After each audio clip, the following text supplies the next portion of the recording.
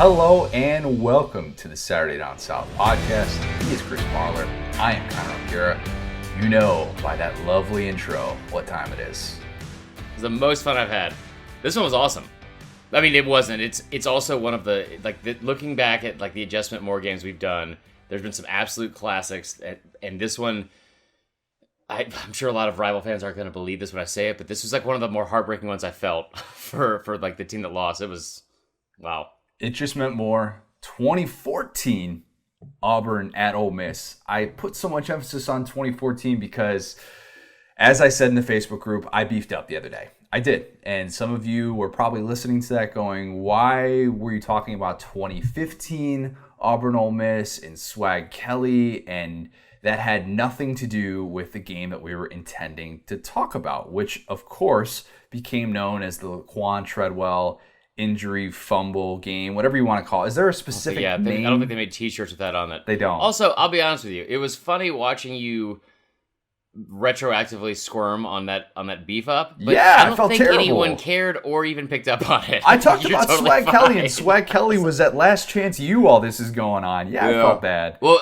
because I was I knew what you meant, and because I was describing the actual end of the game, and when we brought it up, I was like, okay, yeah, and then you were like, oh, we said the wrong year, and just for fun, I clicked on that year because I remember that year for something specific that I'll talk about later in the or that game in 2015. It's something specific for something we'll bring up later on. But the first thing I saw when I brought it up was the Auburn quarterback situation, and it was Sean White and Jeremy Johnson. And I was like, oh boy, Heisman candidate Jeremy Johnson. Who could ever forget? I had PTSD for Auburn fans in that one.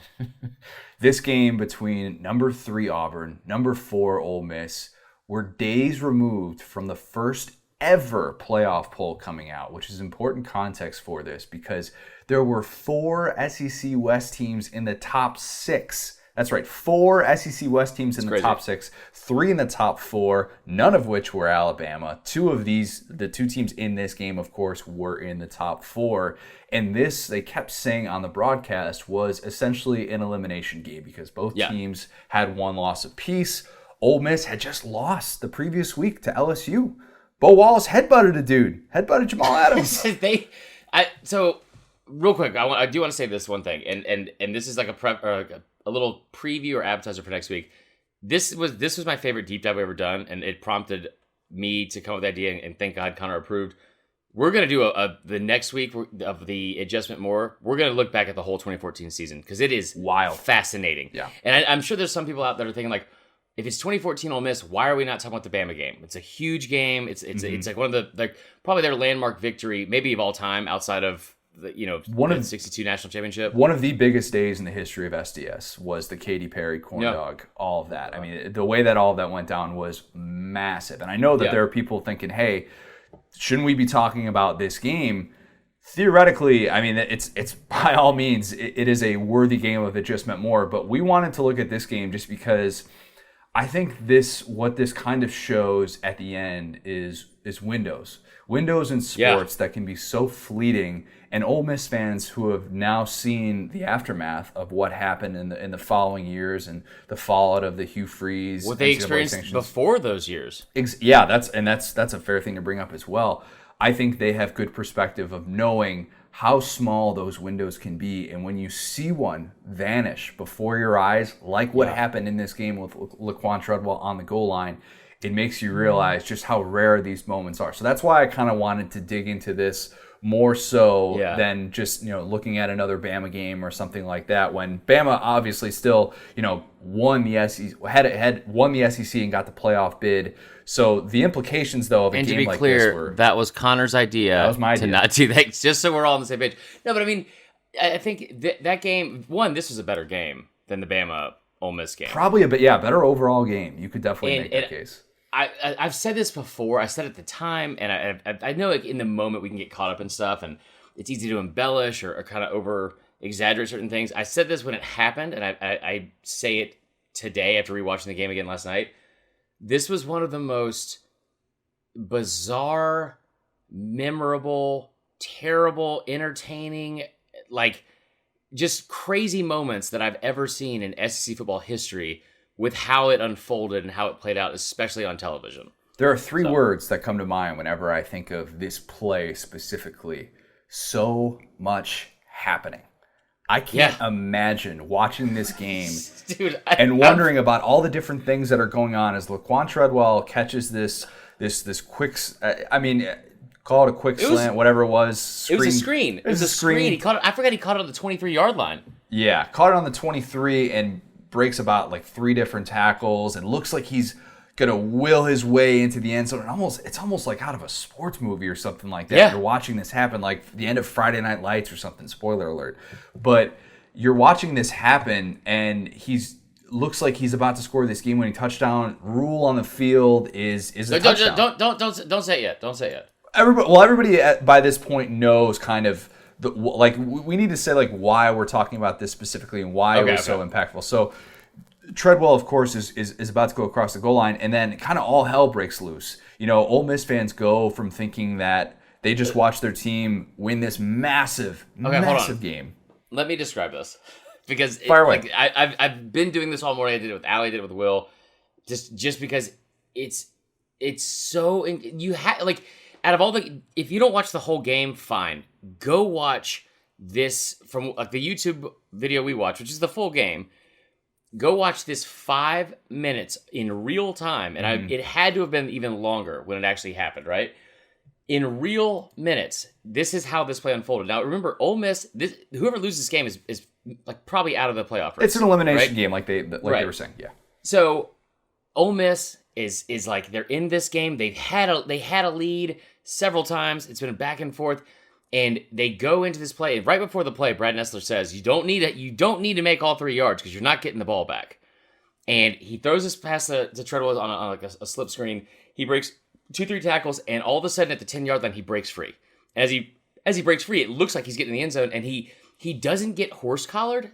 Chris Frost did not horse collar him, for the record. Of course, an Auburn player with a K to start his name makes this tackle, and he does not horse collar him. But he is tackled in the exact same way that a horse collared tackle would like how that would look like and how it would play out. So as he's doing this, he crosses the goal line, and you could tell like his feet cross the goal line. Yeah, and you could tell like I'm squeamish about injuries, stuff like that. I hate those videos. You could tell as soon as it happened, something bad happened. Blackledge mentioned it right away. He fumbles the ball, but everyone's celebrating. They signal touchdown. They're saying it's a touchdown. All the above, and then there's like a loose ball. They're diving for this loose ball, and as they're doing that, they're diving all over his damn legs, and like which is painful enough.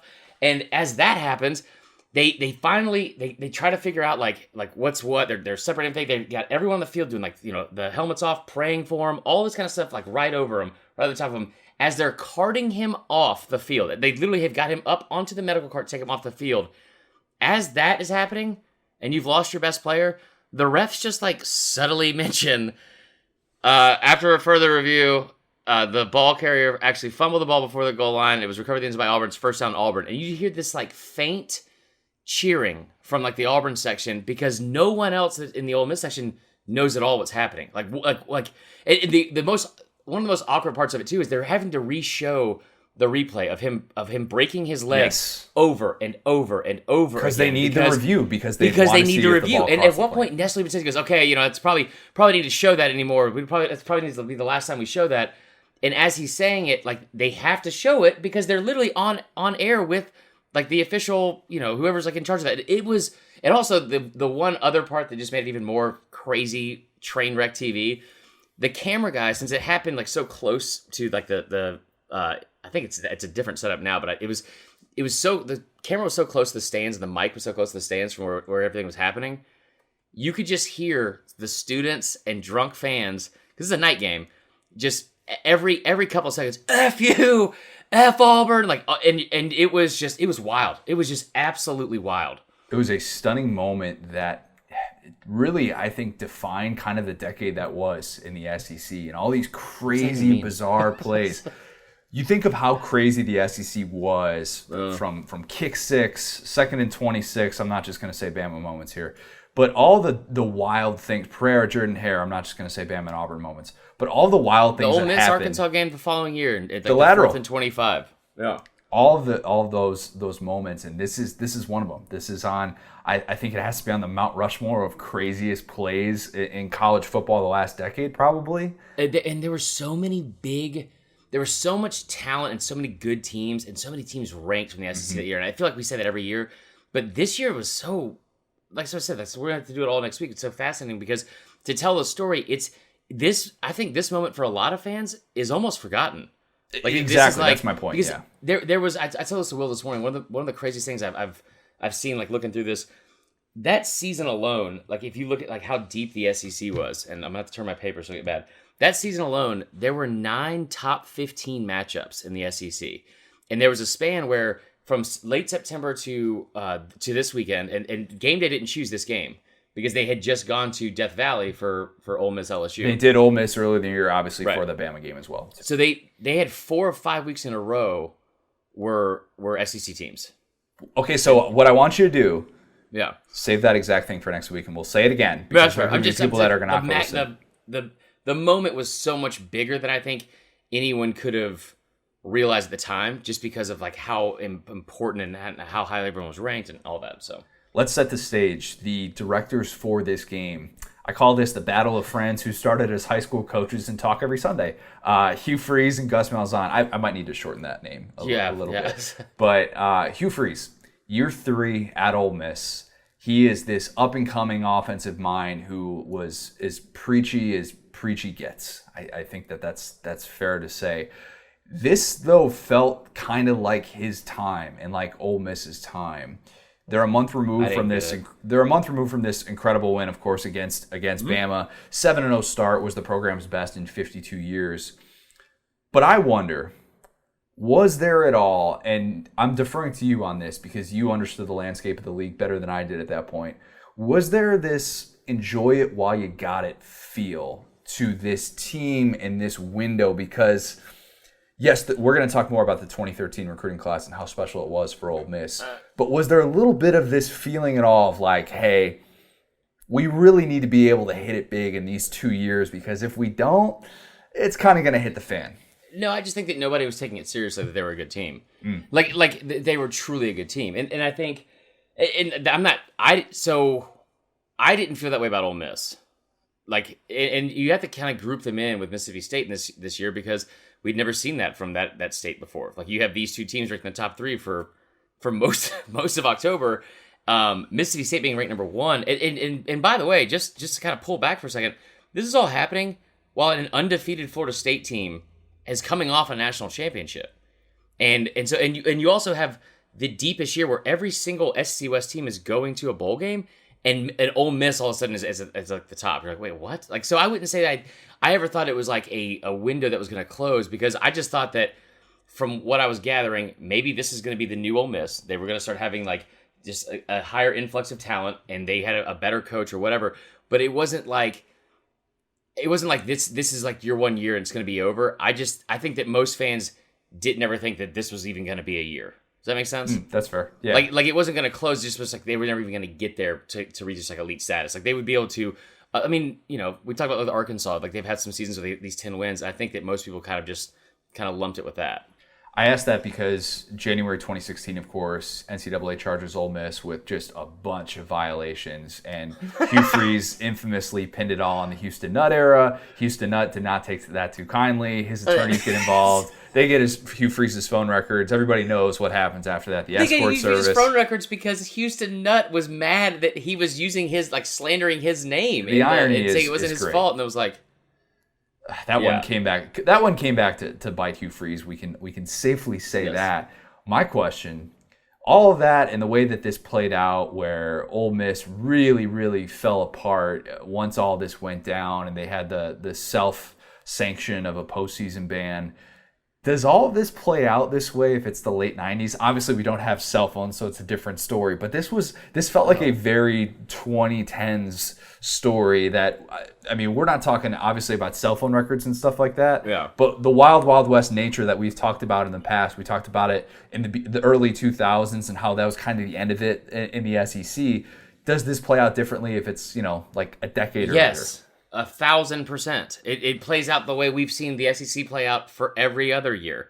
It plays out probably, no offense, guys, it probably plays out the way that Auburn 2010 played out. Like it's a so people make like they embellish this a little bit with how Ole Miss like had never had that great of a recruiting class, and they hadn't. Like they finished 8th in like 24/7's composite ranking. Had 4 5-star kids in that class. They had as well, 4. yeah. So and here's why it was like kind of crazy, and like it was so blatantly obvious that everyone always accuses somebody else of cheating when they're not getting their way. I was like really big into recruiting at the time, and I remember a lot of these races like I mean, Robert Kimdichie was from Georgia. He was a long time, like I thought, like I had heard from sophomore, junior year of high school, he was going to Bama. Then I think he was either committed to Clemson or just basically like it was like 100% crystal ball. He was going to Clemson.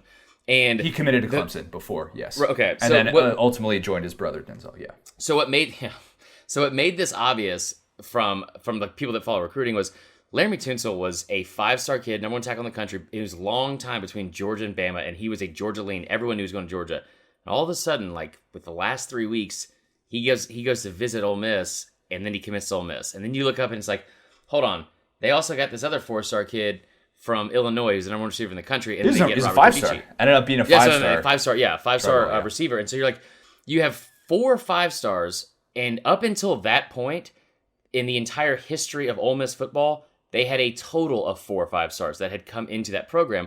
And so for it all to happen one year, for have 3 of them to be out of state, and especially for them to be like not really considering your school until the like very end out of nowhere, it's suspicious, I would say. And everyone does it, but it was suspicious. I had a guy who was kind of more of like a distant friend in high school who ran track at Ole Miss, ironically enough. And I remember when all this is going down, he's posting all this stuff on Facebook about how excited he is about Ole Miss recruiting. And I'm like, what does this dude talk? Why is he putting that on his Facebook feed? Like, who cares about Ole Miss football recruiting? And then in 2013, obviously, it was a very big deal. But, like, that's, for somebody in my position, I didn't really give Ole Miss a second look until all of a sudden you're like, wait a minute, they've got how many 5-star kids coming in? And that was Hugh Freeze at his peak. Obviously, the way that he was getting those kids, different story. And there's one more layer to it that I think needs to be addressed, like about just the Ole Miss case specifically, and that's what again makes this specific matchup so incredible to watch. Was you have these 2 former high school coaches, these 2 offensive like masterminds and geniuses, and this is really at the like the very edge of the hurry up no huddle offense and like kind of transitioning to that where defenses had not caught up to it. And case in point, Ole Miss had the number 1 scoring defense in the country that year, and they were giving up 16 points a game. I'm glad you pointed that out. I thought that was interesting. Yeah, that was a wild stat to look back. I'm like, wait, 16 points a game? Yeah, that seemed like very high. So you look at Ole Miss and like again, like why, like where they had come from to then, like 2009, they were preseason ranked. They had Jevin Sneed, and I want to say they were in the top 5. And then they ended up going like 8-4 or something like that, like just underachieved. So the last 2 years under Houston Nutt, they go 4-8 and 2-10, and they had lost going into Hugh Freeze's first year. They had lost 16 or 15 straight SEC games. So it's like it surprises you when somebody's been kind of like the basement dweller of the SEC, and then all of a sudden they're good. It surprises you more when they're still technically in the basement before this season, and they haven't won an SEC game in 15 games, and all of a sudden they have 4 5-stars. This is true. That's a fair thing to bring up. Hugh Freeze's buddy, Gus, in year 2, he started off 18-3 going into this game. He'd beat 7 top 25 teams, and his losses, listen to his losses alone. At number 6 LSU in 2013, and then of course national championship against Florida State on a last minute touchdown. Don't you even like, I'm gonna get so mad right now. Don't you even dare put some sort of justification on it being a last minute. They only got to the national championship because of the kick 6 and the prayer Jordan Hare. I know, I understand that. And then they had lost at number 3 Mississippi State as well. But he had basically won every National Coach of the Year award in 2013, and his style, as you mentioned, still very much cutting edge. The spread, hurry up, no huddle, run heavy thing. People were still sort of catching up to this. And Gus, there were even some wrinkles in this game where you're just like, look at Gus. Look at him go. This is, look at all this pre-snap motion. It's great. So I want to do a ranking with you of us trying to describe our favorite Auburn plays. Like, what's your favorite Auburn play? Mine's the one where the running back is on one side and then he runs, but he's jiggling his feet the whole time. And then he runs in a circle, like a big half circle around, dude. It's like a nightmare trying to catch up to catch up with it. Mine's my favorite one was when he had like 2 offensive tackles line up as eligible receivers on the right side on this as Gary Danielson would say, this on-balance line. Oh my God. On the right side. They scored a touchdown doing that too. I can't remember which one that was. It's the first touchdown of the game. Oh yeah, that's right. And it was a weird formation. But it was like, good for Gus. It's not He's weird still if you watch Gus Malzahn, man. That is like, ugh.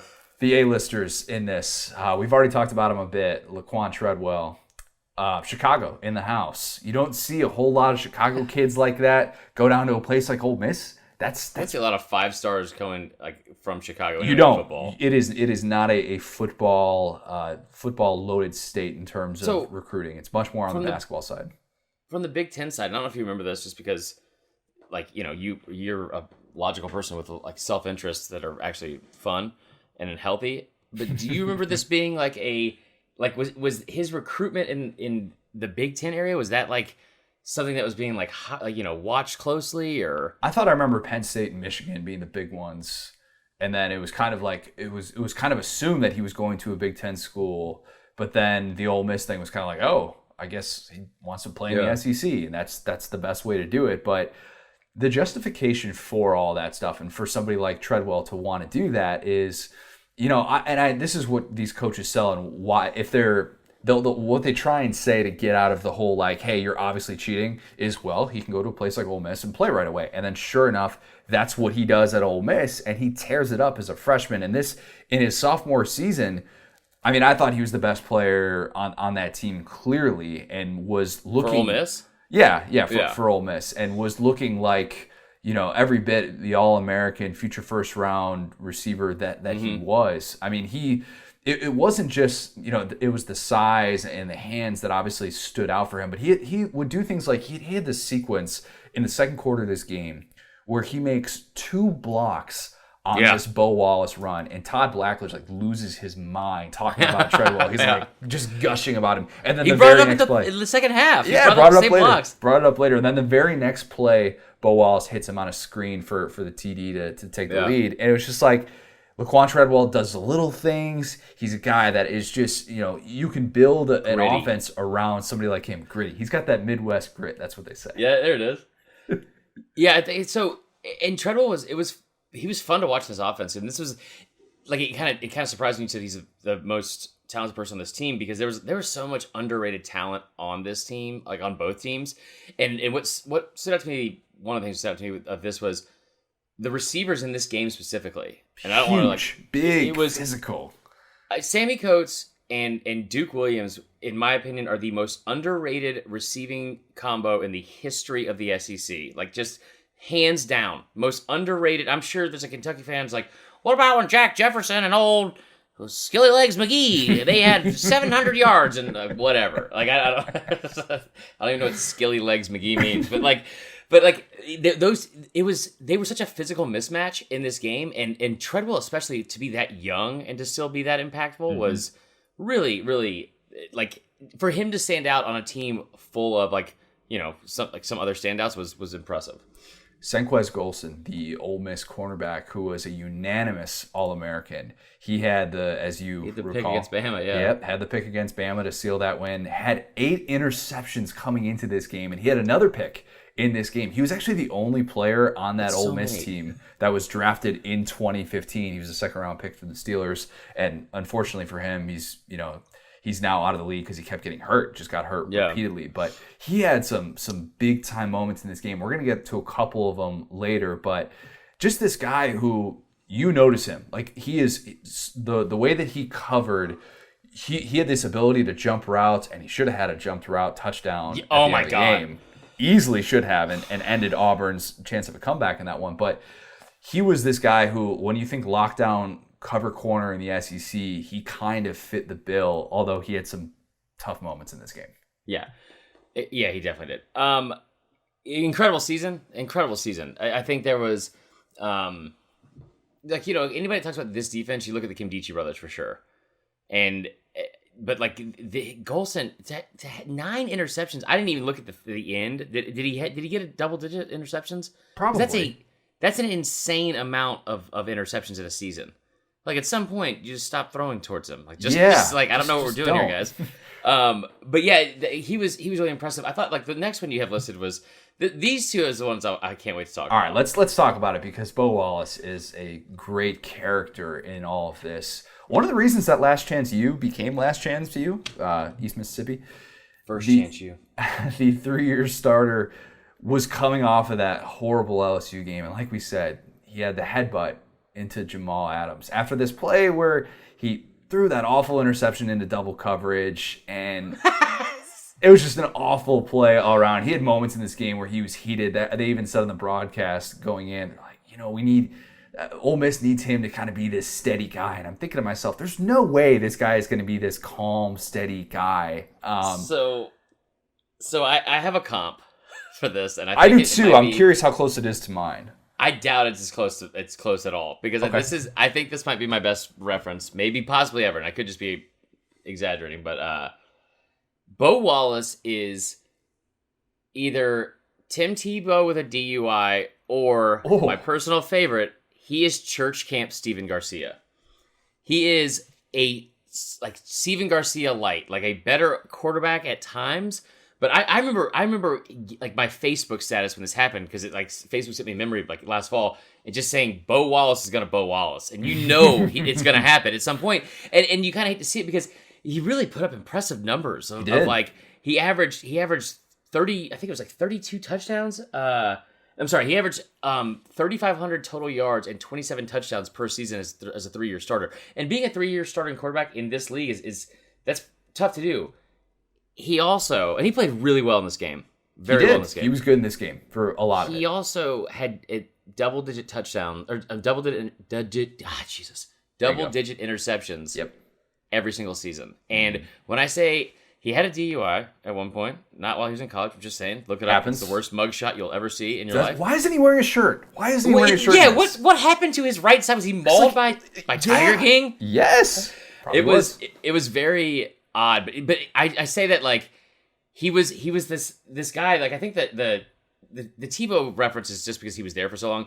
The Church Camp Steven Garcia I think is spot on because he was a good looking kid and he was a quarterback of this this he had the Bama university. Bangs too. He had the Bama bangs, like long hair, and he was kind of like a gritty dude, and it like people rallied around him. But there were these moments, and there were so many of these moments where he just did something. You're like, Bo, what the are you doing? Felipe Franks was my comp. Oh, yeah. Felipe. He was better than Felipe Franks. Yeah, but probably a better college quarterback than Felipe. But these moments where, like, you ride the wave with him, and he would do things that make you want to pull out your hair, and then he would make a throw where you take a step back, and you're just like, oh, all right. I don't know if there are a ton of human beings on this planet that could do what you just did, but the mistakes are what a lot of people are going to remember, but a good career nonetheless. He seems like the kind of guy that you'd be like, he's like, if you're down in the fourth quarter and he wants to like rally the team on the sideline, he's like, I got this. Get on my back. I'm taking us to a victory. And then grabs his helmet and puts it on his head and runs out there and like, Bo, that's not a helmet. That's a mop bucket. You can't. That's not. And then throws a pick to end the game and then just like lights up his receiver. Yeah, that seemed kind of like. That's on me. That's on me. I'll get him next time. There is no next time, Bo. The game's over. Nick Marshall, I want you to try and keep the blood pressure down. I know it's going to come up a little bit. I know it is.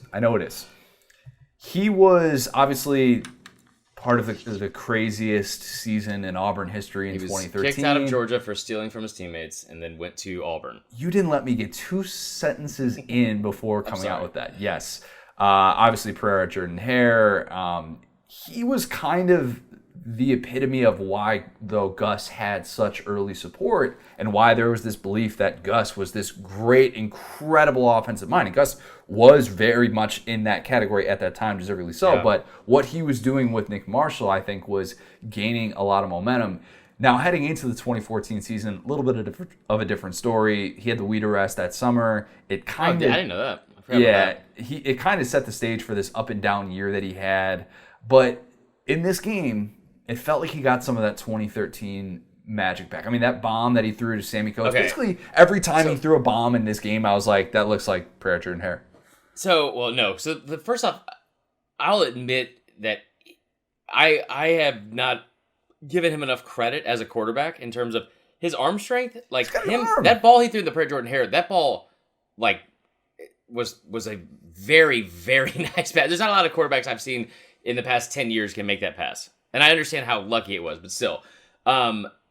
He was a lot better quarterback than I gave him credit for. I've always said he's the best quarterback that Gus Malzahn has ever had. And I'm saying as a head coach, not with Cam Newton. Don't start and freak it out. But like he's the best quarterback Auburn has ever had while Gus Malzahn has been the head coach because he is perfect for that system, which is predicated off of being able to run or at least give the illusion that you're running. And these two teams like that Auburn had 2013, 2014, it was, I'm not trying to be funny when I say this, it felt like a panic attack. Like last night watching them, I like felt my blood pressure like rising up because it's this, everyone's in motion and you don't know, like you're going to fake to the running back and then they got another guy coming around on a sweep and you're going to fake to him, the ball's behind you the whole time. And then you're going to throw this like lollipop loop deep ball off your back foot usually into Sammy double Coates. Coverage. Yeah. And Sammy Coates is going to come down with it. And like that was what was so incredible to watch with Sammy Coates and Duke Williams is that, I mean, I tell you what, Nick Marshall against Bama in 2014 lit their ass up. Like they had 602 yards of offense. Like, they had 636.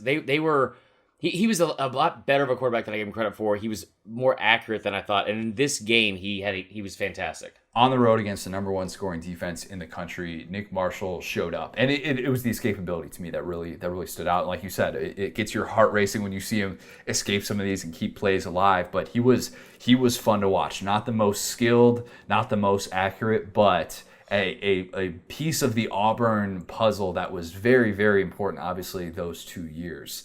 Another piece of that puzzle, Cameron Artis-Payne, SEC's leading rusher that year, over 1,600 yards. Down year for running backs that year. Yeah, down year, but I mean, like, replacing Trey Mason to just, that's kind of the Auburn way, or at least it was during the decade, to be able to just, Trey Mason's gone, and no big deal, we're just going to have the SEC's leading rusher, senior, former JUCO kid, no big deal, that's fine, whatever. And I shouldn't have phrased it that way, especially that should have been my first reaction, because he was a great running back in this league. Like, he was like a bruiser, but still, like, was like elusive enough in these big like little like small spaces. He was a really good running back that year. 5th round pick by the Panthers. More recently, though, on the XFL's Dallas Renegades. Fun fact. Bet a lot of people knew Peyton that. Barber was the 4th string running back on this team.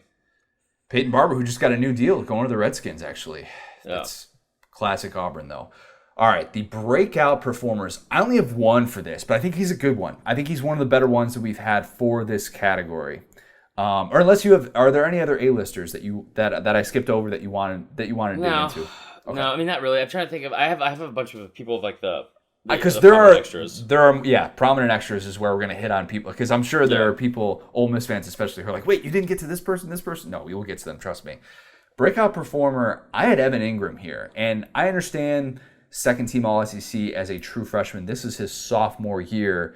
But this game was when he really cemented himself as a big-time player. 8 catches for 118 yards and a touchdown. Both those were career highs. The play that just jumps off the charts and you're like, this kid is special at the tight end position. He had that little hitch where I think his back is to the end zone. And all he did is turn around and just dart past Auburn receivers. 50-yard touchdown. I mean, he went off in the last 3 regular season games and got first team All SEC. And the interesting thing is that he was part of that loaded 2013 class, but he was barely a top 1,000 recruit. And in my opinion, top 1,000. He was barely in the top 1,000. Did you see his picture too? He looks 12 years old. Like a kid, yeah. Yeah. He became, in my opinion, SEC's best tight end of the decade. First round pick. You can make the case Hunter Henry as well. I think what Evan Engram did in 4 years at Ole Miss, very, very impressive. Bama fans will get upset and say O.J. Howard, but let's just remember that O.J. Howard had one big game, and no one else would. You would have called him a bust. I agree with you. I don't know. It's hard for me to say over Hunter Henry, but or Isaac Nelda. No, I'm kidding. But that's who I had too written down. I wanted to put. I don't want to say Marshall because he wasn't really a breakout star. And Engram he'd already had a big game. I think he caught the first touchdown pass against Bama in that game.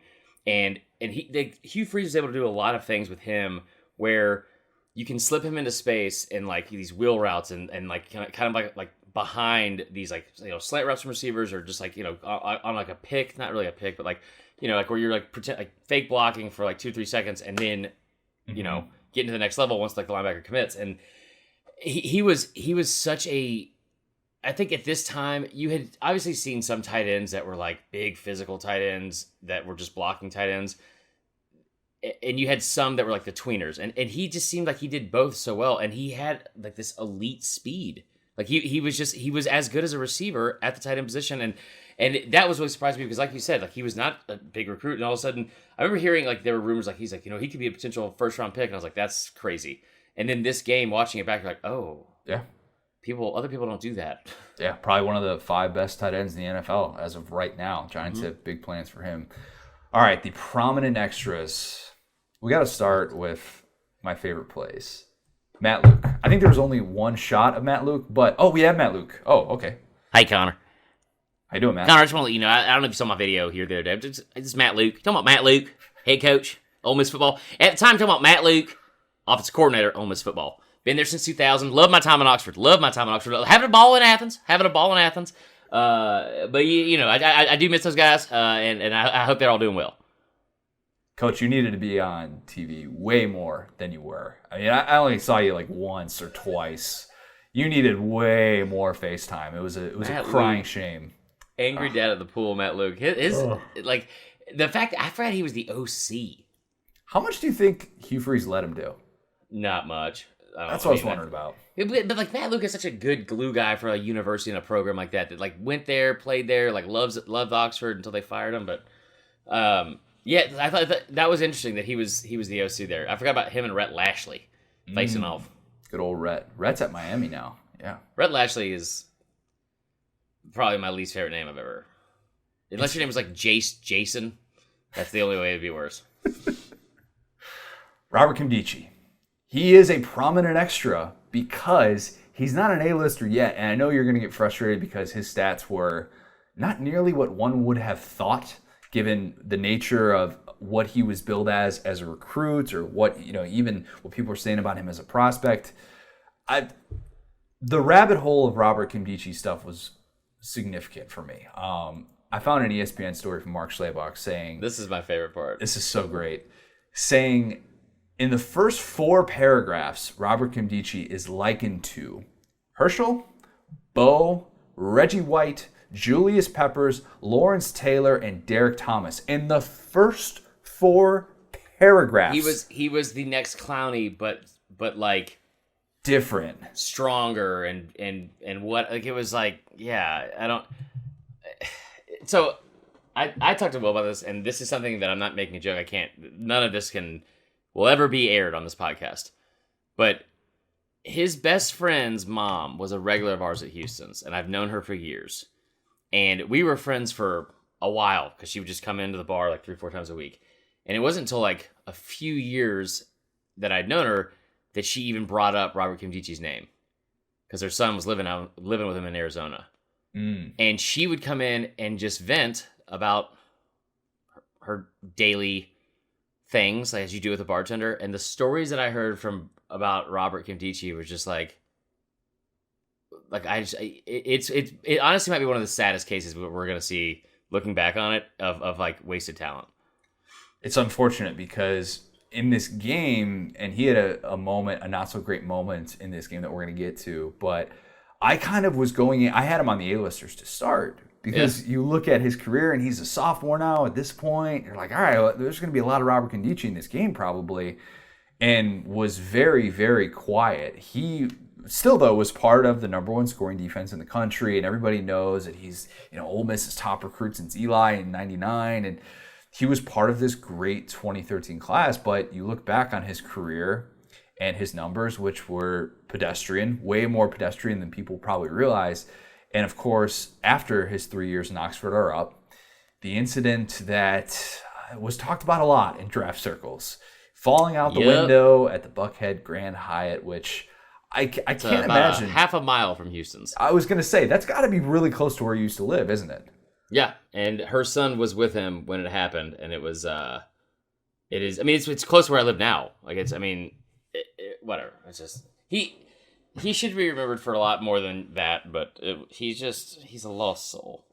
It's too bad. It's too bad because when I read stuff like that, and as crazy as those comparisons are, you're like, okay, I want to see that play out. I want to see somebody take over a game. You know, I'm just thinking like if you rewrote this, like if Mark Schlabach rewrote this, and it just says like he's somebody that's been compared to Herschel, Bo, Reggie White, and 2013 Chris Marler. He's just got to get his together. Like, goodness. Yeah. All right. Speaking of troubled but talented guys in that 2013 class, Laramie Tunsil.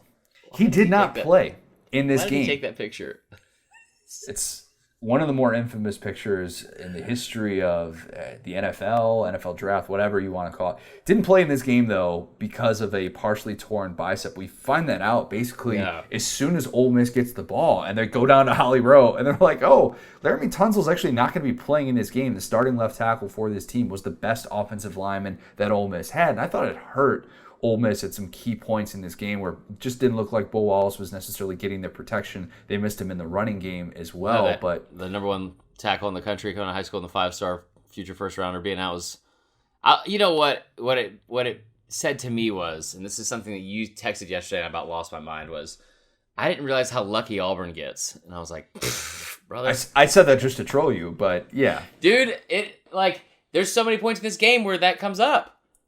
There are, and Ole Miss's protection was lacking. They really didn't even trust the ground game at all to do much of anything. I mean, Bo Wallace was scrambling more than he was comfortable doing, and Tunsil not being able to play in this game was a big part of it. Can we talk about the video real quick? The video that everybody knows about by now, the gas mask with the bong, 2016. So he was smoking marijuana cigarettes in that mask. I just remember when that came out because when we had our old SDS offices here in Orlando, and all my bosses just start freaking out. They're like, what in the world is this right now? They start taking screenshots, and like that's the way the internet works. In this era. It was amazing. It was something that you just didn't believe. I think I'm misremembering the time exactly. It came out within the hour. No, it was like draft. 20 minutes before the draft. I was going to say, I thought it was 12 minutes. I thought it was 12 minutes for like 17 minutes. Mm-hmm. But like, if the draft's at 8, it 1,000% happened between 7:30 and 8. And then you start hearing about it, and it was like his stepdad that like leased it or released it. It was like, or leaked it. Yeah, I'm sorry to laugh. There's just so many things. Like, I'm not smart. But I remember several times, even in my dumb, drunken, stupid, whatever mind, where I've said, I'm not going to do that. I'm trying to be famous one day. Like, I'm not, you know what? I'm good. And he was like, let me put this gas mask on my face. You feel awful for him because then... No, you don't. He did it. You feel awful for the fact that he's... I always feel bad for the kids who are sitting there watching their draft stocks fall before our eyes. He was drafted in the first round, wasn't he? He was drafted number 13, but he was passed up by two teams that needed tackles, and it was like he was probably going to be a top 5 pick. And then got traded to a better team because of the tanking thing for the draft. Like, his life worked out fine. I tell you what didn't make sad was the stepdad thing. That's incredibly messed up. There was also probably the more significant thing for Ole Miss that night was him admitting that he was paid by an Ole Miss assistant. Oh, yeah! That same night. Like, you know what though? And everyone talks about how everyone knew he got paid, and he definitely did, and everyone does it. But it was like, it was kind of like this aha moment because everyone knew, but then we finally really knew. You know, I was so underwhelmed, I'll say, with the amount of money he was paid. What was it? To talk about the game, it was like $800 a month. Oh, that's not that bad. Bad. Last one here in the prominent extras. Real quick, Carl Lawson, the Auburn defensive lineman, also missed this game. Had a torn ACL before the 2014 season. So I guess Auburn didn't get completely lucky in every way, shape, or form. Don't worry. This is the number 2 overall player in the country going to high school from Alpharetta. It was a 5-star. It was big. I was wondering if you had any stories about him because I saw that he went to Milton High School. No, I don't know anything about him. But I will say we have some of the prominent extras I remember. So Melvin Ray and Corey Grant, they were just extras. Corey Grant played a little bit more in the return game, right? Ray. Yeah, so he was a former 4-star, maybe. I don't think he was a 5-star. He was he played for Bama, and then he ended up transferring out to go to Auburn. That was like one of the first, kind of heated back and forth they had at the time with like Reuben Foster especially. And then you have Melvin Ray, who was a commit to Bama in 2008. but played minor league baseball, and he was on this team too. Rock Thomas, former 5-star from Oxford, which is right next to Anniston, but never really turned out. Like he just wasn't as good as I thought he was gonna be. Sean Coleman, former 5-star, and I also had Peyton Barber on there, which I thought was interesting because he was the 4th-string running back on this team. A lot of very recognizable names in this game for sure. Before we get to the story arc here, Marler, can you tell us about our friends over at Bet Online? Guys, I don't know how many times I got to tell you. Go to Bet Online right now. The economy's crashing. We haven't got our $1,200 checks yet from the government. But in the meantime, what you can be doing is playing a little poker. Okay? Just dabbling with some chips. Play some tournaments. All the above. And they actually, Bet Online, one thing I do love about Bet Online is every single day on their Instagram, they post a graphic of, here's what you can bet on today. And if you're missing gambling, you don't have to be like, I don't want to say degenerate. Just say devoted, like I am. And if you want to be gambling on something and you miss it, go to betonline.ag today, set up an account, but also go to BetOnline, go to their social media. They make everything so easy for you so you can track what you're watching and what you can bet on. So, there you go. Let's talk about this game. The story arc. 5 minutes in. Your favorite line from the broadcast. Would you like to start or would you like me to start? I would like to start. Fire away. I would like to start. And so this is kind of, it's my favorite and also like the coldest take. I'm going to combine them. Oh, okay. So after halftime, Holly Rose talking about how she talked with Gus Malzahn coming out of the locker room, and she says, "Hey, did you address this?" They're talking about the penalties, and he's like, "We get the running game going, blah blah blah." All the coach speaking goes, but the real thing is the penalties. And we had 10 in the first half for however many yards. We've only been averaging 7 a game all season. And Holly Rose says, "Hey, did you address that with the guys in the locker room?" And he said, "Oh yeah." And they kind of chuckled about it. And as she ends the sentence, like the H is still like falling out of her mouth. And as she's saying it, Ole Miss rips off a 25-yard run on the first play from scrimmage in the second half, and some dumbass safety hits somebody late out of bounds, and it's a 15-yard penalty, unsportsmanlike conduct on the first play of the second half. Like, oh yeah, I talked to him all right. Oh, yeah. Okay. My favorite line also involved Holly Rowe. This is Brad Nessler saying this. So Brad Nessler says, Holly Rowe asks Sanchez Golson, "Are you really 5'9"? He goes, "Come on, give me 5'9 and a half." So why is that your favorite line, Connor? So I'm going to explain this because as somebody who is 5'9", I get totally why Sanchez Golson said, "Give me 5'9 and a half." That's all he's asking for. Just give him that half inch a little bit, because then he can round up when he's wearing the shoes, all that stuff. So Nessler, to think about him, asking about his frame. Nessler said after that he asked Sanchez Golson about this, and he's asked him if he'd be better suited to be a baseball player, because he played on the Ole Miss baseball team as well. And he's like, because there's the Calvin Johnsons of the world in the NFL. Yeah, that was uncomfortable when he brought that up.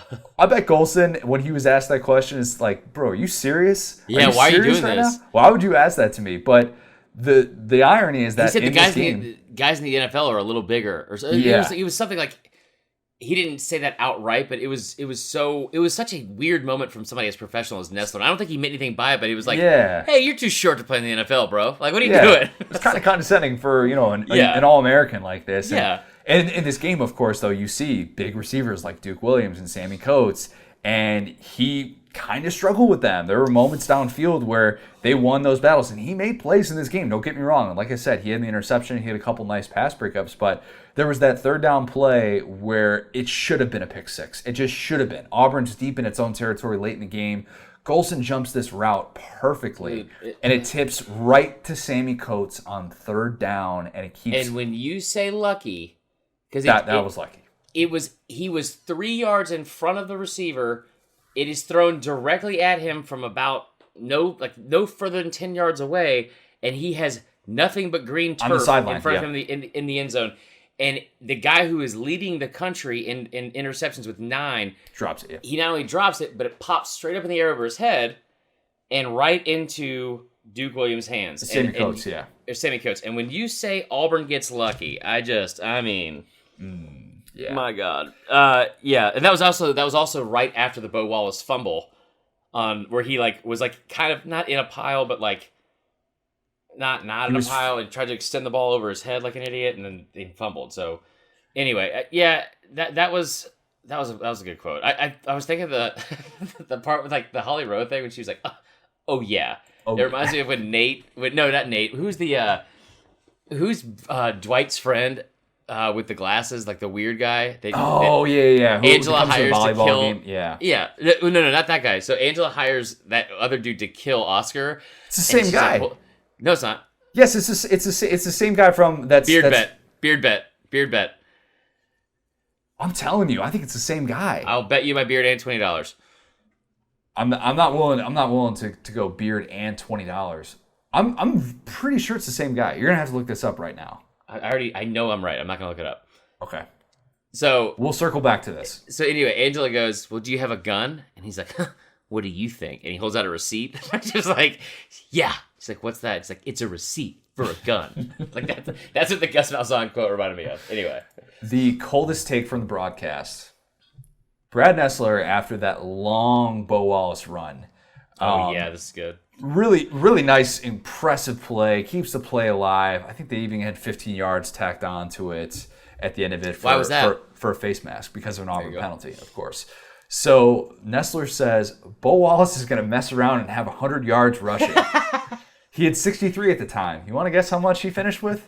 Is it 64? 56. 56, that's right, yeah. He went the wrong way. Not to say that Bo Wallace wasn't mobile that game, but yeah, I mean, to say that he was going to have that type of a day, maybe a bit ambitious, all things considered. So the coldest thing I had was when, before the play, when Nessler made the comment about it, you don't have to get all three here, because you're not going to get the ball back. That's for sure. And they ended up getting the ball back. So Is the friend's name Rolf? Yeah. No, that's not. No. That Rolf is the guy you're thinking of. Okay. All right. Yeah. That's fair. So, that's fair. Anyway, I want one other one. Okay. Anytime they talked about the big playoff implications, I don't think this is really a cold take, because at the time it was really an elimination game. Yeah. They actually avoided the cold take by saying whoever wins this game is going to be set up really well to go to the playoff, because obviously both of these teams suffered multiple losses after this game, and what happened after this game made it look like this game wasn't as significant as it was at the time. But I wanted to just point that out because I thought it was nice of them to. I was waiting for that. I was waiting for that moment. We're talking about a game between the number 3 team in the country and number 4, and there really wasn't those. There weren't those. Oh, this team is, now they're in good shape to win the SEC or something like that. Yeah. They've avoided those potential traps because the division was so good. It probably would have been foolish to say that. Right. No, I agree with that. I think so. It's also, we're in this new time. We're like in this new time where you don't know, like, necessarily what is going to come of all this. The first year of the playoff, yeah. Yeah, and so I think it was interesting to watch for a lot of reasons, obviously. But yeah, that was I guess that was a good, not cold take. It was interesting also the fact that I thought that I just didn't realize how many analysts or on-air guys are just recycled by all the networks. Yeah, Brad Nessler and Todd Blackledge, they used to both be on the 3:30 CBS game and all that kind of stuff. And like, so one thing I did want to talk about, like, real quick, is just like the way the game played out. This was, and if Bama fans are being honest with themselves, this was a nightmare future you thought you were looking into, because Bama had already lost to this Ole Miss team. And we talk about that hurry up, no huddle offense. Like, this matchup was like the absolute peak of that whole, like, spread offense. Like, they had, I want to say it was, damn it, where did I write it down? Because I did. They had, I think there was 9 total touchdowns scored in this game, right?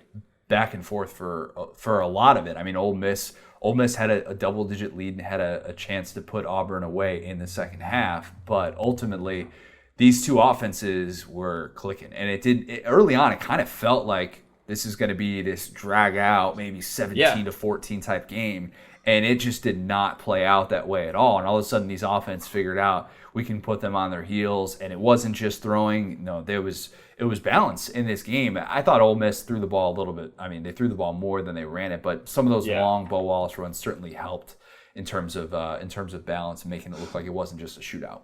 So what was crazy about this game, though, is they had, you're right. Like, it was a very well balanced game, but there was 9 total touchdowns that were scored. 3 of them were less than 35 seconds. Okay, Gosh, is that right? yes, 6 of them were less than 3 minutes, and the longest drive of the entire game was 4 minutes and 3 seconds. Wow. It was really fun to watch. It was like, and one thing that was impressive, and credit to Auburn in this game, was every time in the second half Ole Miss scored, the next drive Auburn came right back down the field and scored again. And so the second half especially, you had this back and forth feeling because the score's really high. But you look at that first half, Auburn's down 14-7 for most of the first half and is like going into halftime still down, and all of a sudden, what's his name? Marshall hits a bomb to Sammy Coates for, with a minute and like 24 seconds to go in the first half. And it's tied up at 14. This is a great game. Come to think of it, now that you mention it, I can't remember a single instance. You know that when you're watching a football game and it doesn't matter necessarily what team you're rooting for, you have that eye on the snap as opposed to the play clock, and you're like, is he going to get this off? Is he going to get this off? There was not a single moment I remember in this game where I'm like, are they going to get it off? Are they going to get it off? They just like, and that's the thing, Gus, it's a kind of, I don't want to say played out now, but people are kind of more used to it. But that whole thing when Gus Malzahn gets the first down, he likes to go. So he's probably, look for him to the hurry up here. You hear it every single time. And this was just like from as soon as the opening kick, there's no settling into this game. No. They just went right into it. The Jadeveon Clowney reminder that normal people don't play this game. Dude, we have the same answer twice now. Do we? Okay. Yeah. All right, good. Treadwell catches this pass from Bo Wallace that I would have loved to have seen a radar gun on this pass. It was 100 miles an hour. You can't. It was 1,000 miles an hour. There's no way you can convince me otherwise. And the funny thing about this play of like watching this play out, it was like he was rolling out to his left and he had a bunch of guys downfield or whatever. And the way that he throws this and he steps into it, so I'm trying to like mimic this right now. You can see me doing this.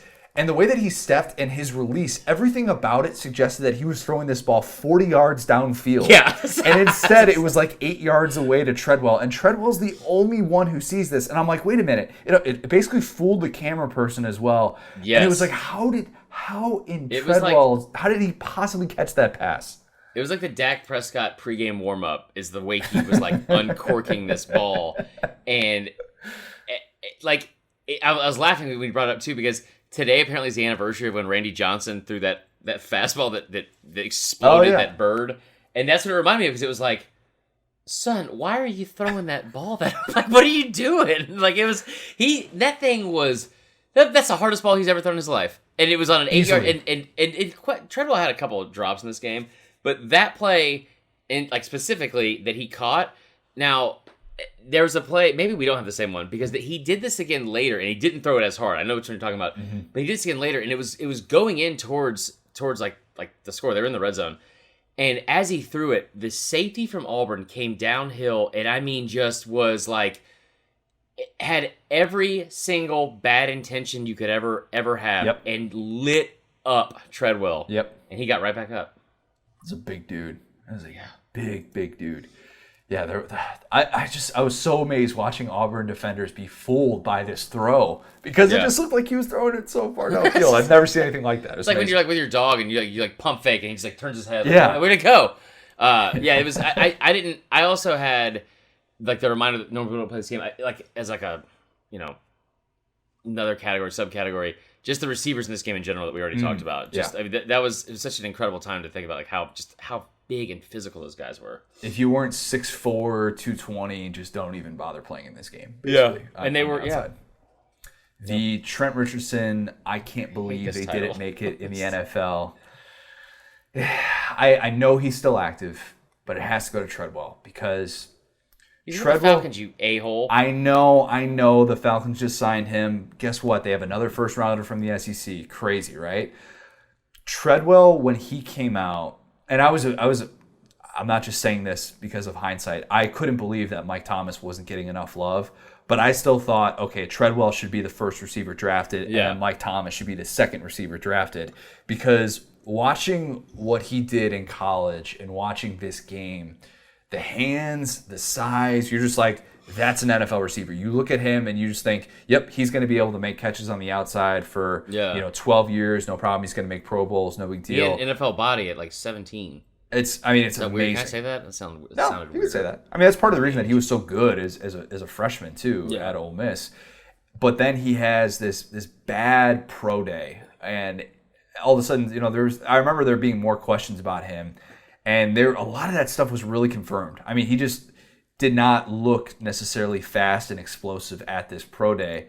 And not to say that should have, been everything we should have known just because of that. But, he's entering year 5 in the NFL. He has 2 receiving touchdowns, 701 receiving yards, only 1 season with 300-plus yards. Will he get a new life with the Falcons? Will he get a new life? I hope so. I hope a young so. quarterback like Matt Ryan, why not? Fried chicken like Matt Ryan.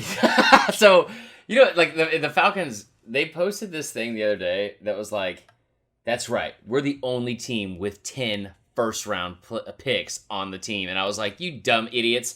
Like, 5 of them are on the offensive line, and they've had the worst offensive line in, like, the NFC for I don't even know how long. So that was not something to brag about. That's just like, I mean, we've got the most former high school stars that never went to college ever working at this Applebee's. And it's like, what are you doing? I don't get that. It's like in Parks and Rec when the Model UN episode and Andy is like trying to do whatever he can. He's like, I got everybody's lines. I'm not sure if they're going to mean anything in this, but if they do, I think I'm in really good shape. Yeah. Trust me, I trained our whole military for 50 Lions. So I put Kendichi just because it just kind of blew my mind that he didn't pan out as much because he was still a physical freak. He went in the first round, so he got a chance on him. And the other one is Duke Williams. I don't get it.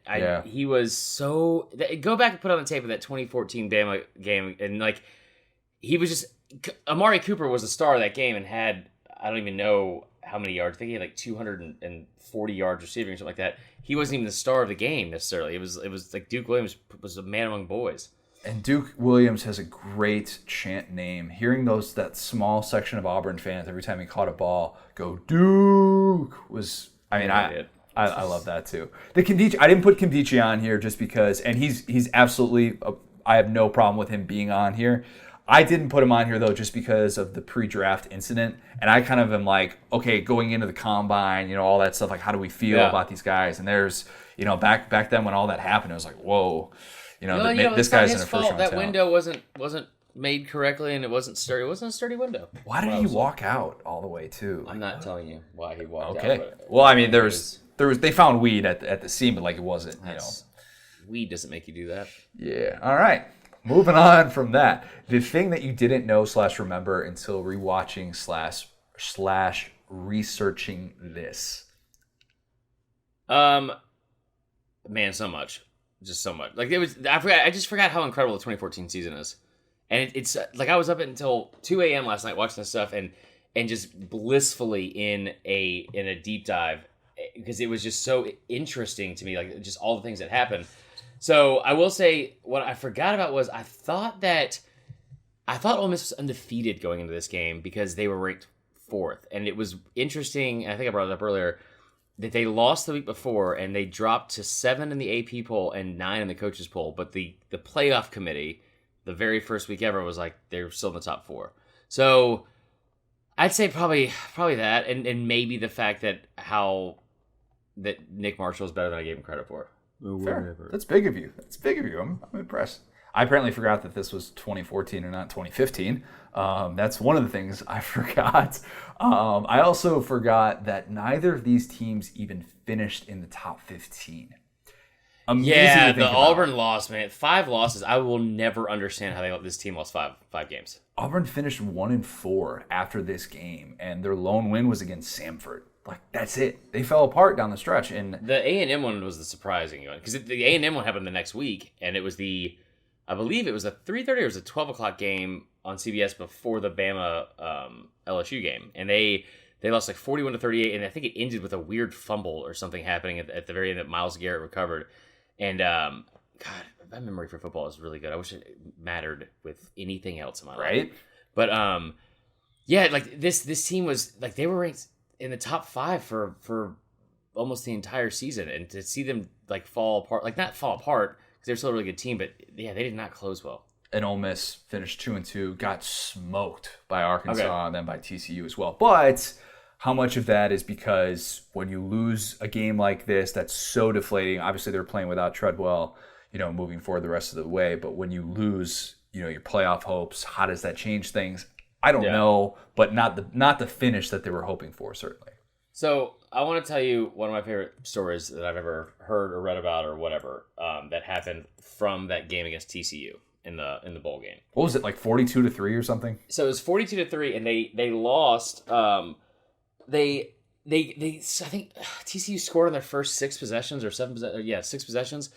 But it was a 12:00 game, and it was in Atlanta, right? So there was a kid that he had Ole Miss. I put this in the notes. I should have brought it up earlier. This is if I was making a bracket or power rankings of my least favorite fan bases ever. Not just like overall, but like for specific years. 2014 Ole Miss and 2013 Auburn would be 1 seeds. They'd be at the top. The entire student section was wearing sunglasses at night. All of them in Vineyard Vines, Patagonia vests. There's a lot of guarantee those, you, 80% of them driving like a black Tahoe that they got in high school from their dad. It is just everything that I hate to a T. It's like if Vineyard Vine mannequins came to life, and then somehow were like pre-law. I don't know. So this game, they come into Atlanta for the TCU game, and this kid gets so blackout drunk for a noon kickoff. Gets so blackout drunk, and they're getting killed. He called an Uber to take him home, to take his ass home from Atlanta. Passed out in the back of the Uber, and then woke up, and then was trying to like later on dispute the charges because he had a $962 Uber ride from Atlanta to Mississippi because the guy drove him. I mean, I'm not gonna say sorry for partying in that one because we do crazy things when we're depressed. Every time you drink whiskey, you fight. Every time I drink Jim Beam, I take a damn Uber all the way across the country. I mean, at what point do you wake up and realize, this isn't exactly how I thought I'd be getting home today? No, he was not happy. Yeah. When the losing team blew it, there's the obvious answer. We're going to get to the obvious answer. Don't worry. But there are 2 other instances that we have to point out. One of which, I don't want this to be an anti-Robert Nkemdiche podcast, but it's kind of turning into that. I did start it. There's this play where Nkemdiche had Marshall, I think even Nessler said it, dead to rights. This is with Ole Miss up 24-14 in this game. 3rd down. It's 3rd and 11. I mean, this is the type of play that Nkemdiche has to be able to make. A sack of Marshall, and then Ole Miss is going to get the ball back. They have a 10-point lead. They're going to get really good field position too because nobody can punt that direction. That was the other thing that you noticed from this game. The wind apparently was like really strong. I don't know what it was, but nobody could punt in this direction. So Ole Miss was going to be in position to possibly go up 13, go up 17, and instead Nkemdiche whiffs on this, and it's this 41-yard pass play to Duke Williams. And instead, it's like that's what Auburn needed in that moment to wake up. That was the point in the game where they totally flipped the switch and completely turned it around. I thought, like, watching that, I'm like, okay, Nkemdiche's going to sack him on this play, and they're going to turn it over, no big deal. And that did not happen. Yeah. I mean, Nick Marshall did it to a lot of people, though. He did. He was a very... I tell you what, this is like... My least favorite play in the history of college football ever. They did it on the 4th play in. It took 4 plays, Connor, for me to be yelling at my TV or computer screen over a game I had no rooting interest in from 6 years ago. And it's a stupid play where they run the fake, like read basically, I guess, or inside zone, whatever you want to call it. And then the quarterback is sprinting at the line of scrimmage. You have probably 4 to 5 of the offensive linemen. 3 to 4 of the offensive linemen are at least 3 to 5 yards downfield. Yeah, run blocking, and then you just casually dump off a pass to whatever receiver's wide ass open because that's not how the game of football was ever made to be played. And they had to actually go back and change the rules. Like that specific type of play is what, like, I don't care if you're like doing the hurry up no huddle. That's fine. This was like it goes against everything that everyone was ever taught. There's like a linebacker, defensive back, like when like it anyway. So that I did not enjoy that. What was the question? That wasn't even anything related to the question at all. When did the team blow it? So when Bo Wallace decided to extend his arms on 2nd and 1 in that play, that's what lost the game for them, in my opinion. And the reason why is because One, I get it, man. He is like, I hate to use this word, but he is a gritty player, and he's he's a very hard nosed player. But second one, just live to play another day, man. Just second one on the 6-yard line. On the 6-yard line, down 35-31, 6:31 left in the game. The play before this is the one I was talking about where Treadwell caught that bullet and then just got like I don't know how it wasn't targeting. Yeah. So you have second one, and they did not run the football up, but like, damn, man, just live to play another down. So then it was that's where I think they lost it because they had a chance, I think, they had several chances to put it away, and they didn't, but. I don't want to say it was a lucky forced fumble for Auburn, but Derek Moncrief had no idea that he punched that ball loose. I'll say that. Nope. Go back and watch the replay. He had no idea. He was just trying to make a play on the ball, and credit to him, he was in the right place at the right time. But that felt more like Bo Wallace being at an awkward angle and leaving the ball exposed, which you're taught not to do in that situation at all. And in that moment, that's just a play that you absolutely cannot make. And then Auburn, of course, recovers that. And yes, I understand that didn't necessarily lose Ole Miss the game because they still had the drive and the play with Treadwell. Let's talk about that. Okay. 3rd and 3. You're down 35-31 on the 20-yard line. Catches this little slip screen. Breaking tackles left and right. You can hear the sports movie music playing in the background. And he gets pulled down by Chris Frost about 5 yards? He's trying to drag him down. It was like at 3, maybe it was 5. I don't know. It was 3-4 yards, whatever it was. Chris Frost, ironically enough, a year ago, and I know this because I was just doing research for a story for SDS, was involved in this play where he should have been called for a horse collar on Johnny Manziel, an A&M fan. Yes, in 2013. And they should have lost that. God dang it! And they let that go. The luckiest team ever. And people forget that about Auburn's 2013 season. I hate you so much right now. I've brought that up to so many people. I wouldn't have known that had I not rewatched. I rewatched the last 4 minutes of this game. So Chris Frost is again involved in this play, but this time it's not a horse collar. It's not. But the way that, and I don't want to keep saying hey, you should go watch this because it's a very gruesome injury, and if you have a weak stomach or something like that, you see Treadwell's leg turn, and you see his leg just get caught under it, and there's mayhem. Nessler goes nuts because the ruling on the field is a touchdown. It looks like he had crossed the goal line. His feet had physically gone into the end zone, but the ball never did. And Todd Blackledge, his presence of mind right in that moment, immediately knows, oh man, he's something bad just happened. That's the experience of playing in a game, knowing that those moments you're not supposed to have your leg bend that way, and understanding that was not a normal tackle, wasn't a dirty tackle, but no. I think it was so unique because if Treadwell is this guy who's 6'1", 190, this doesn't happen. No. But his size and how much force it takes to get him down, everything's going against him. And watching this just play out was just bizarre because of a lot of the reasons that we mentioned, where they have to keep reviewing it because they want to see if the ball crossed the goal line. Treadwell is sitting there just in agony, and you're left wondering, wait a minute, is this not about to be this go-ahead touchdown for Ole Miss at home? And then it all just goes away in a matter of, 2 minutes in real time? 3 minutes? 5. It was 5 minutes because I timed it, and it was almost exactly 5 minutes, and it was just... like I said, it's just one of the most bizarre things. Watching it, it was crazy. It was just, it's sad to watch. I hate injuries like that anyway. I just hate it. But it was tough to watch. It was tough to watch for sure. And I don't know if there's any sort of Ole Miss fan who is holding on to belief that the ball did cross the plane. I don't know if that makes much of a difference in that spot.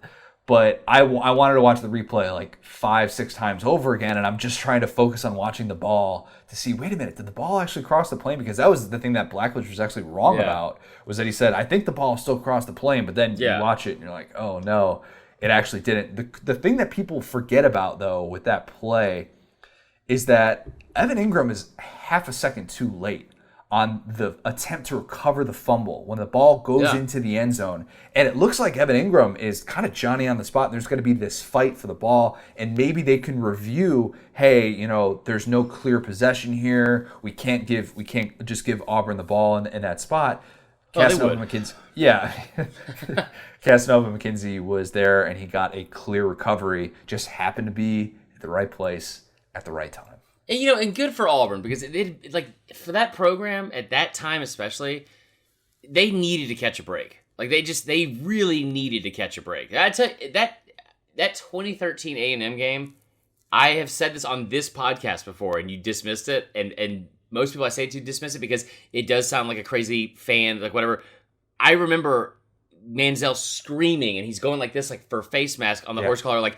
And I was working at Whitehall down the street from where I currently live, screaming as well, like that's a flag. Where's the flag? Because it was on 4th down, and it was on third down. They didn't call it. It was on 3rd down. Mike Evans also had a bobbled catch in the end zone that should have been. And again, the game-winning if that touchdown. loss or Trey Matthews just knocks down a ball. Anyway, so can we do the other part about if this was flipped? What it would have been? Let's do that. Next week. What would have happened afterwards if the result was flipped? We can save a lot of this for next week, but let's focus on specifically the Ole Miss season for 2015. Just try and keep it just locked in on that, because I do think it follows. You got it.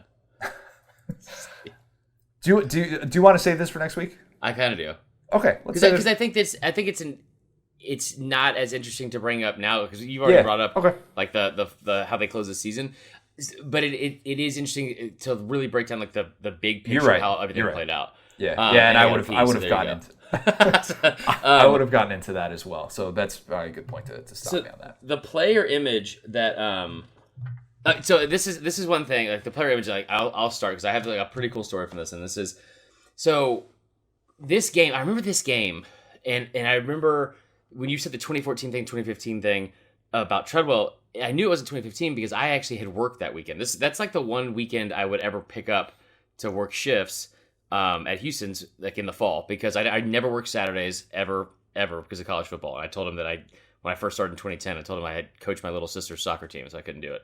So this game, I was looking at like scores from that same weekend, and I was looking at the Georgia-Florida score. I was like, I don't remember that at all. So I was working that weekend, and I remember it was Halloween weekend, so it's not busy. And I remember this black guy came in, super nice guy, and he takes off his jacket, and he's got this picture. It's obviously a shirt that he had made personally, like not homemade because it was nicer than that, but it was like a shirt he had made from somewhere. Yeah, custom-made shirt.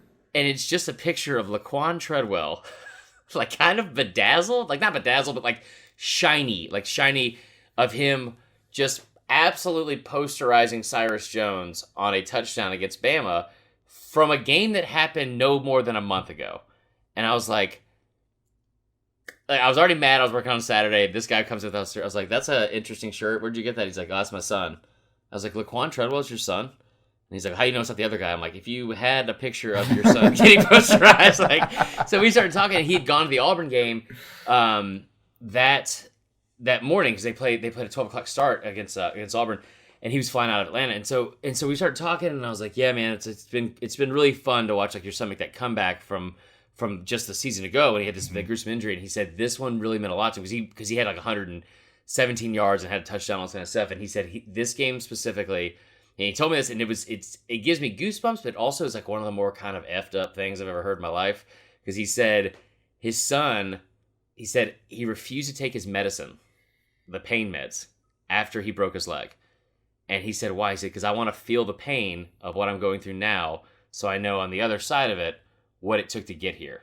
Goodness. And he said he got I have goosebumps again. So he said right before he got he would go to the game, he told his dad before he played Auburn 2015. He said, They're gonna feel me today, and then like I just thought it was so cool. That shirt sucked, but that whole story, like it was pretty cool, man. I think like the lasting memory I'll always have from or the moment or image or whatever was that like, shirt. That shirt, yeah, is when they pan to Treadwell getting taken up or put up on the cart and being taken off the field. And they transitioned that shot to it might have even been a side-by-side of the official making the announcement, which is still, like they're doing it during the moment where all the fans are clapping for Treadwell to leave the field and like, standing ovation for him. And they just kind of like slide this in. And as they do, they pan back to Treadwell almost after the exact moment they said first down Auburn, and there's a tear coming out of his eye, and it was like, God dang, man. That kid did everything he could. And just, what a terrible moment. Terrible moment. Glad Game we of talked about it inches. for an hour and a half. Game of inches. I had the exact same image. It's a tough one for Ole Miss fans to remember, I'm sure. But hey, incredible season all around for Ole Miss. Very good season. Some great moments that year. Yes. The frustrating thing, though, seeing that window close in one play. I mean, and that window wasn't big to begin with. Yes, I mean, maybe we didn't know at the time about the upcoming sanctions, all that stuff. We didn't know that officially, but there was this 2-year window with Ole Miss, and I'm not sure. I say 2 years loosely because in 2015, was Ole Miss really going to win a national championship with Swag Kelly? Was he really going to be the guy that got Ole Miss to new heights? They were a better team in 2015 than they were in 2014. I think you can make that case. I just did. The highs and lows of that year were just, somewhat predictable with a player like him. They beat Bama and they lose to Memphis. Okay, we'll talk about the Bama thing next. Well, actually, we can talk about it this week. But yeah, Bama had 5 turnovers, and 3 of them were inside their 25-yard line. We're not doing this right now. Okay, we're not doing this right now. Hopefully, this allowed some people to at least, not just Ole Miss fans to reminisce in a frustrating way, but hopefully this allowed SEC fans to look back on just one of the crazier games we've seen in a while, and what a fitting way to kind of kick off the playoff era to have just a top 4 showdown like this. It was a lot of fun, and now I'm excited because we have our It Just Meant More for next week with the 2014 season, and we are going to focus on all of the things that went into this wild year in the SEC, how unprecedented it was. We're going to maybe have to, I'm going to do my best to find the first playoff show, if I can go back and rewatch all of it to see what they were saying about, 4 SEC teams in the top 6, all that stuff. This is a Marler idea, and I think it's a good one. I think it's a very good one. Yeah, I appreciate that. Yeah. Do you have any other things that you want to say about Laquan Treadwell's dad's T-shirts, anything like that, or? It's a cool shirt. It's a cool shirt. That's a very cool moment. All right. We are going to be back with Casual Friday. We don't know what we're doing yet officially for Casual Friday, do we? No. All right. Well, we'll figure that out. I guess we got some homework to do tonight. We're going to be coming back with Casual Friday. Hope everybody enjoyed this. Matt, Luke, what do we got to remember? It might mean too much. Talk to you guys tomorrow.